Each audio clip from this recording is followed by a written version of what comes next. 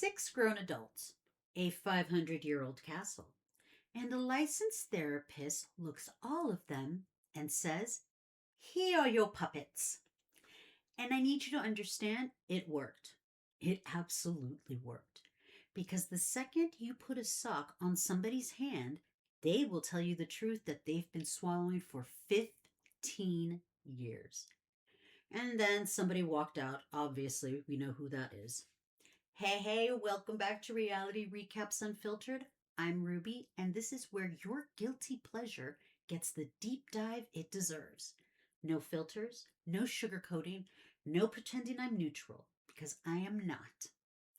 Today we're at the Thornberry Castle for the 90-day Last Resort Season 3, Episode 10, titled The Last Straw, which aired last night on TLC.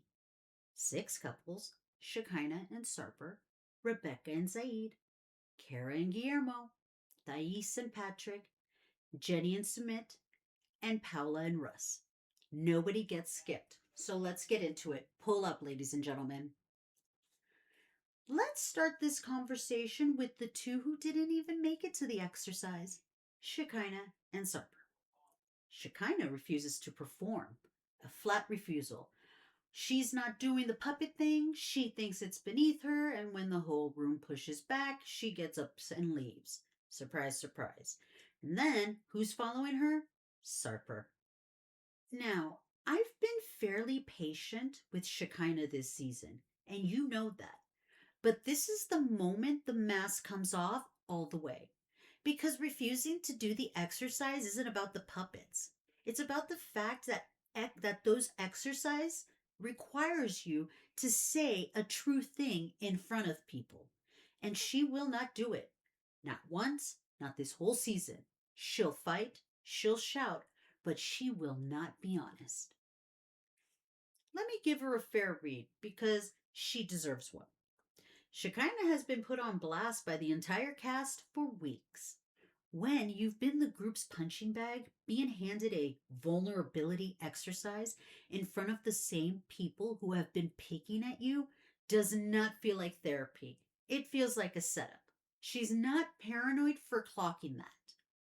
But here's the thing, ladies and gentlemen. You cannot go on a show whose entire premise is we fix your relationship and then refuse every single tool they hand you. At that point, you're not at a retreat. You are on vacation. And Sarper walking out with her is the detail nobody's talking about. That's the most loyal thing that man has done all season, and he did it in the direction of the exit. After all, the reporting that these two split once camera stopped, yeah, that reads differently now, doesn't it? And go back to last week for a second.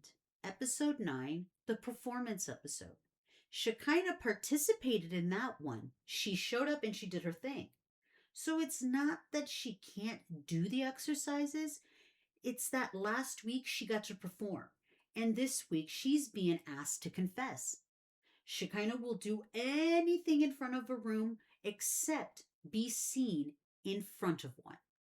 That's the pattern that she has.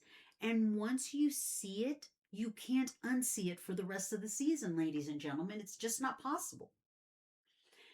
And the comments went absolutely feral by this one.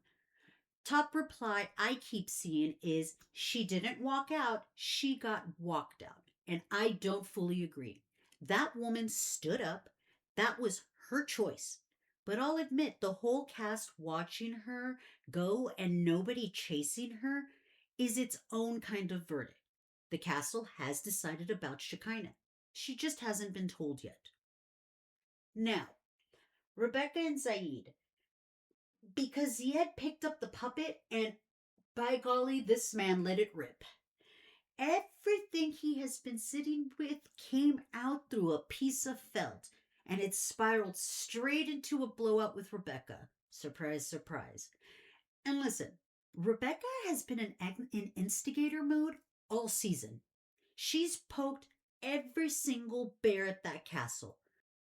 So watching her get hit with the full unfiltered version of her own husband's feelings was genuinely uncomfortable to watch. But, there's always a but, that means the exercise is working. That's not failure, ladies and gentlemen. Zied spent the whole season being the calm one, being the agreeable one, and it turns out calm was just a storage. I actually think these two leave the castle in better shape than they arrived. And I did not expect to say that in July. Carrying Guillermo. And this one hurt. Guillermo finally says the thing out loud. He opens up about Kara's drinking. Not as a weapon, not in a fight. He says it in the room, sober, with his whole chest. This that is the single hardest sentence in the entire castle. Because once you say it, you can't unsay it. And you've just named the thing that's actually wrong instead of arguing about it, the symptoms for another year. And knowing what we know, these two have reportedly separated since filming. Watching him do the bravest thing to him, and it's still not being enough. That's the saddest storyline on this show. But good for him for saying it, and I truly mean that.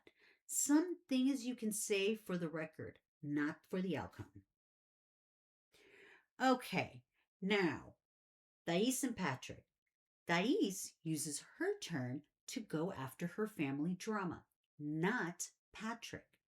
And I want to flag that because I think it's smart what she did.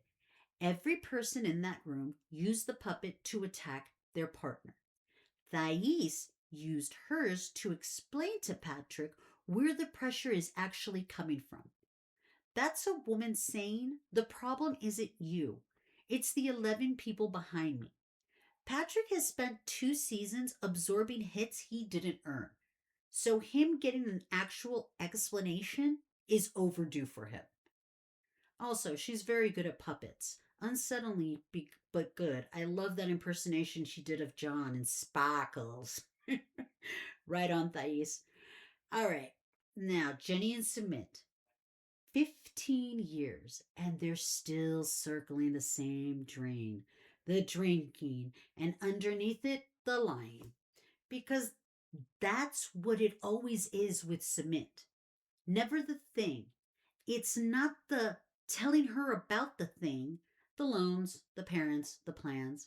Jenny has spent a decade and a half finding things out. And Jenny is the one I keep rooting for the hardest, and I hate it. She has given this man her entire adult life. But you can't do the exercise honestly when only one of you is the room with the truth. And I want to be careful here because he drinks and he lies are two different problems that just keep stacking them. The drinking is the thing you can see. The lying is the actual ending. Fix the second one and believe in the first one, in my opinion. Okay, so Russ and Paola, their anniversary in a castle, and it ends in tears. Which, of course, it did. An anniversary forces you to look at the whole timeline at once. And Pal's timeline includes a chapter where she went and talked to a divorce lawyer without telling him. You can't celebrate over that. You have to clear it first. But I'll say this for these two. They cried in the same room. Half the cast can't manage that. And I've come around on Paola this season, I'll admit it. When the divorce lawyer thing came out, I was already calling her a coward. I was wrong.